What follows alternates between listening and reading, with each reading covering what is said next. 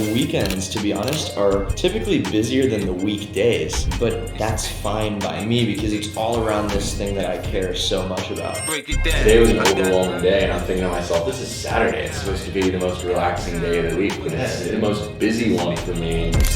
Sweating it out with the boys, that's what successful people, real successful people are doing on Saturday.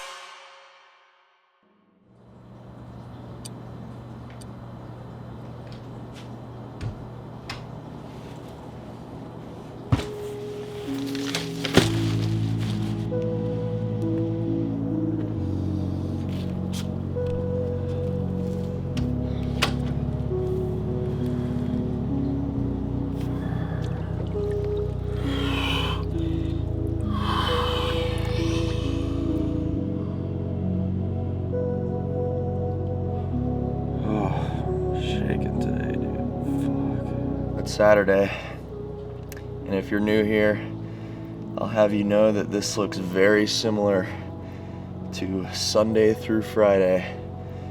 This is the humbling part of the day. I believe this would be day 1033 in a row for the record of getting in some cold ass water every day, but you know, the weekend for me, it's not the average kind of relationship, because I think a lot of people look at the weekend as their time to escape the normality of their life. And I remember when I was growing up and I was in school, Saturday was my one day where I felt like there was a little bit of freedom. And then the fear that was baked in to Sunday, never mind Sunday evening, was incredible. I would have this anxiety that would boil inside of me because I knew what was to come the next day. And it's unfortunate that most people live for the weekend and have a pretty strong distaste for the week. And if you think about it, that means 5/7 of people's lives are something they are not happy with. So if that's you, I would strongly recommend taking a look at what takes up your time.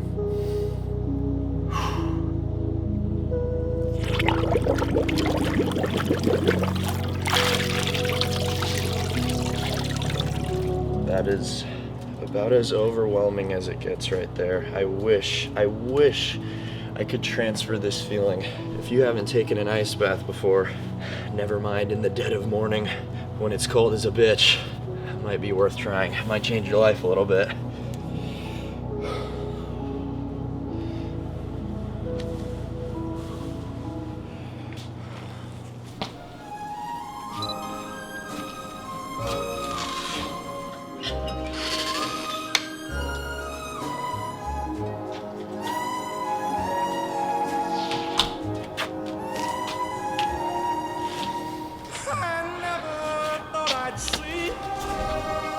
You turn your back on me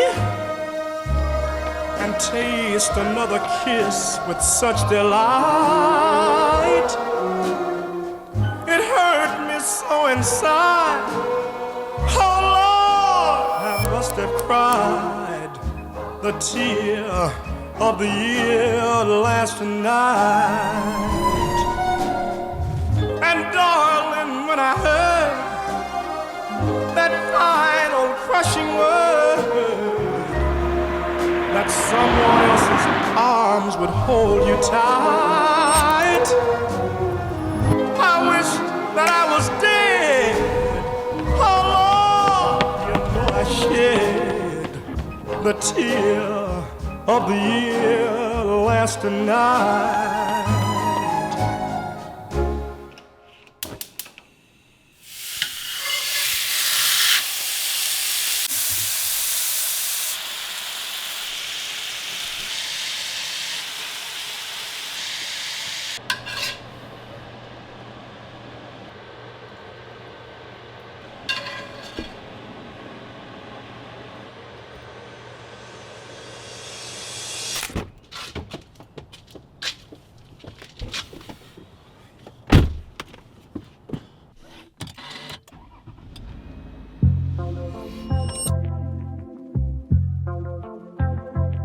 Well, we are on the way to the little 7 a.m. gym routine for Saturday mornings, and I just I go to bed early, and I wake up in the day. It's still tough to get up and do all these things. So I always wonder, man, what if I was freaking drinking and going out and staying up late, waking up feeling like shit? The amount of negative data that would be kind of putting into my self-image and my relationship with the morning and getting stuff done, it'd be crazy. And so here I am, Saturday morning, one more good piece of data saying, well, I feel good, I feel healthy, I am putting my best foot forward, and we're gonna make the best of this workout here. When you kind of erase all of the guesswork of maybe waking up and feeling like shit, maybe having a destructive lifestyle, you have so much more peace in your mind, and man, does that feel good. No more. Johnny wanna be a rapper like his big cousin. Johnny caught a body yesterday out hustling. God bless America, you know we all love him. Yesterday I got a call like from my dog like 101. Said they killed his only son because of insufficient funds. He was sobbing, he was mobbing, way belligerent and drunk. Talking out his head, philosophing on what the Lord had done. He said, kid, can you pray for me? It been a fucked up day for me. I know that you anointed, show me how to overcome. He was looking for some closure, hoping I can bring him closer to the spiritual. My spirit do know better, but I told him I can't sugarcoat the answer for you. This is how I feel. If somebody killed my son, that means somebody getting killed. Tell me what you do for love, loyalty and passion of all the memories collected, moments you can never touch. I wait in front of niggas spot and watch him hit his block. I catch a nigga leaving service if that's all I got. I chip a nigga, then throw the blower in his lap. Walk myself to the court like, bitch, I did that. Ain't no black power when your baby killed by a coward. I can even keep the peace. Don't you fuck with 1 hour. It be murder in the street. It be bodies in the hour. Ghetto baby on the street. Paramedics on the down. Let somebody touch my mama, touch my sister, touch my woman, touch my daddy, touch my niece, touch my nephew, touch my brother. You should chip a nigga, then throw the floor in his lap. Matter of fact, I'm about to teach you 50 cents to call you back.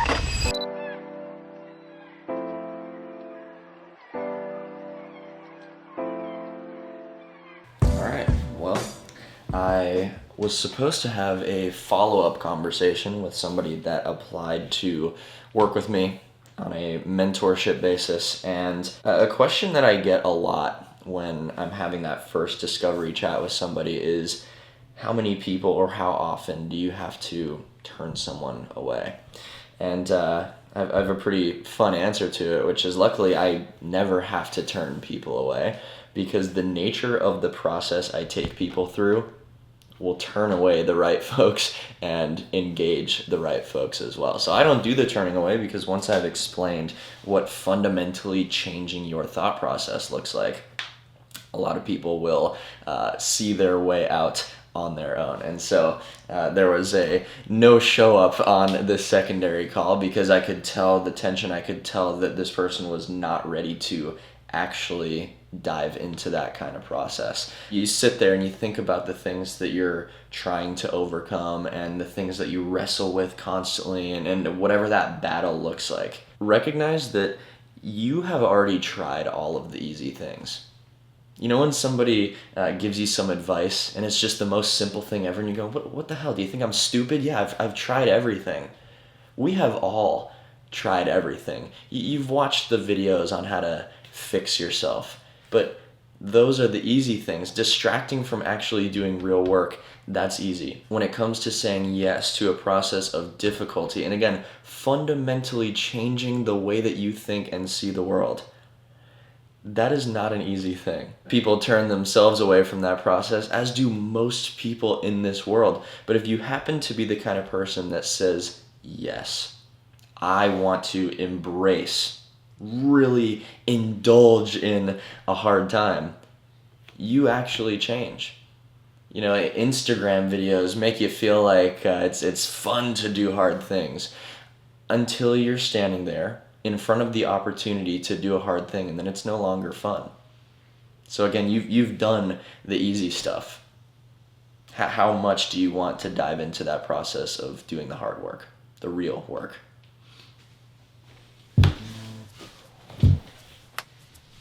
And then I just whip my in front of the camera.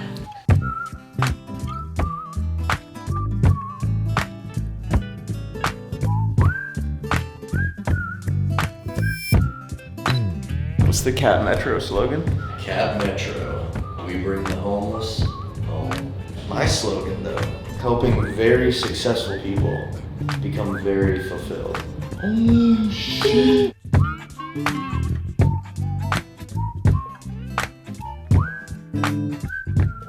Alright, well there's a newsletter. Been grinding away at this one. I actually was writing a ton yesterday and then forgot to finish it, and then trying to re-jump back into my headspace of the prior day can be pretty tough. And it's 3:30 on Saturday, and working is kind of all that I do, it seems, because all of my work is very much tied to just the life mission. So all the entrepreneurs out there say, I grind all the time, the work never ends. And I mean, there is an aspect of that, but it's not because you're just signaling your virtue of being a to-do list junkie. You're acting on something that you care about. At least I'm acting on something that I care about, and I would hope for any person that is ambitious, they're doing the same, and it's not just an empty pursuit. So yeah, Saturday is spent working, and the weekends, to be honest, are typically busier than the weekdays, but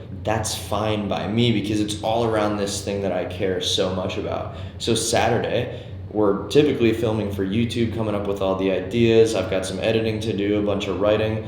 Tomorrow, Sunday, I got the podcast, I edit the podcast, I export, schedule the podcast, take questions from Instagram. I mean, it's just this whole to-do list, but it's not just task management. There's a lot more emotion and meaning baked into that for me.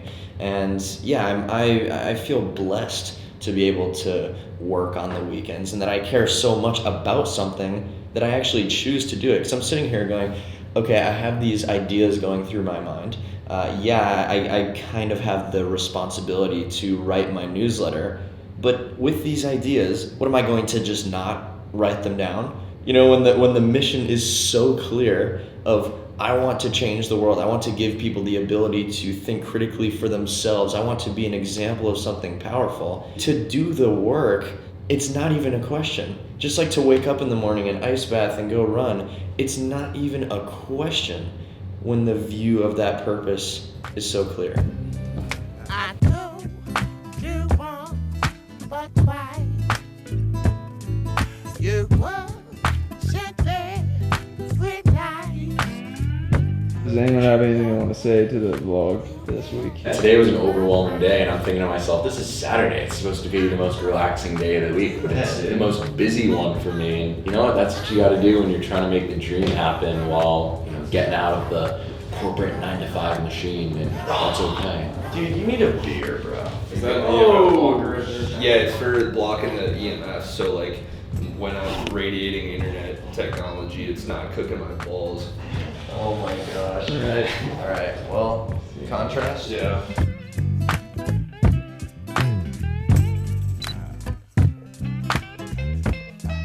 Brennan, say hi.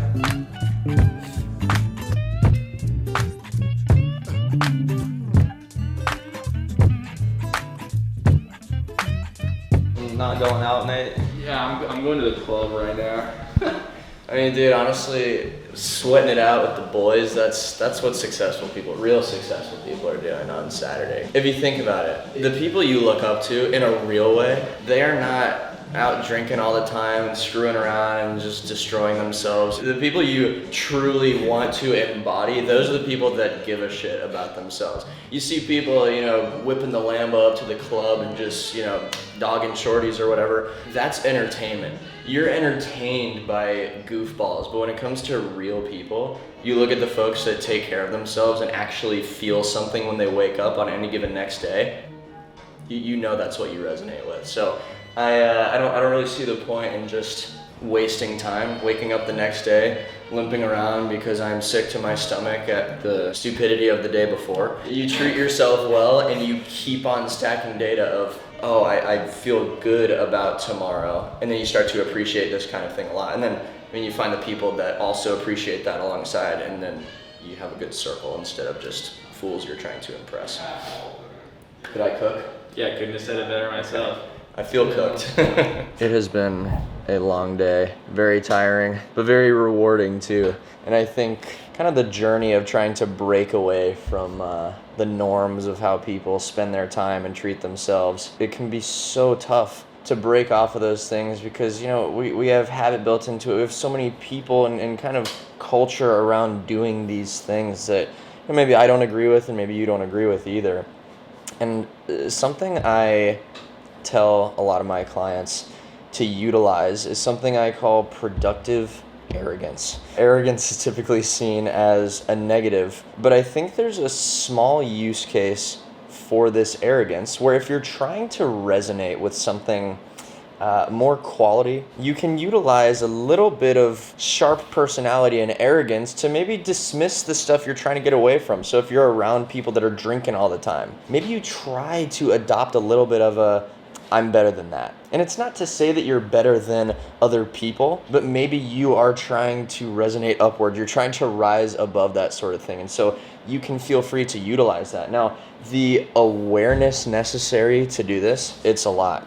You have to know yourself. You have to pay attention to the way that you think. And having that awareness, being able to see yourself in the third person, it's a superpower. One of my clients, he sent me the coolest message ever. But he was basically speaking about a difficult conversation that he had with a family member. And he said here, what's so wild to me is even the way I composed and articulated myself is proof in the pudding of what I'm doing. The work already showing stride. Wild. Old me would have never stayed grounded or kept his emotions in check for all of what was touched on. Wild, dude. Man, that's going down to the permission you've given me. To hear that and reflect on the real work that this person has done, it's one of the coolest things that I get to witness so many people do because you can't buy that shit. You know what I mean? You can't purchase feeling better and more in control of yourself. That takes real work. That is a level playing field that every person has to face. That's something I'm really proud to see. But to rise above any of these things that you might be familiar with, that you know you are meant for more in the face of, it takes some real work. And that work and the responsibility tied into that is something to cherish and appreciate. We're outroing the video, Mario. Do something, bro. Do something. There you go. Keep it going. You can stop now. That was a trash, you bastard. Mario, ask Brendan what kind of ice cream he's eating. Hey, what kind of ice cream are you eating? Jogger and matcha latte. That's a bad bitch. So your day now. The subscriber count, 16,824. We're creeping up on 1 mil. So if you liked or loved this video, leave a like. Would love to see the old thumbs up. Also comment what you thought. Love to hear from you guys. Love to interact. I'm not too quick with it, but I'm trying to be better about it. And if you want to see next week's video, which, I mean, come on, right? Probably want to click subscribe or else, you know? And we will see you in the next one. Love you guys. Bye. Peace. You ain't gonna touch me, you ain't gay. You don't have any spoons.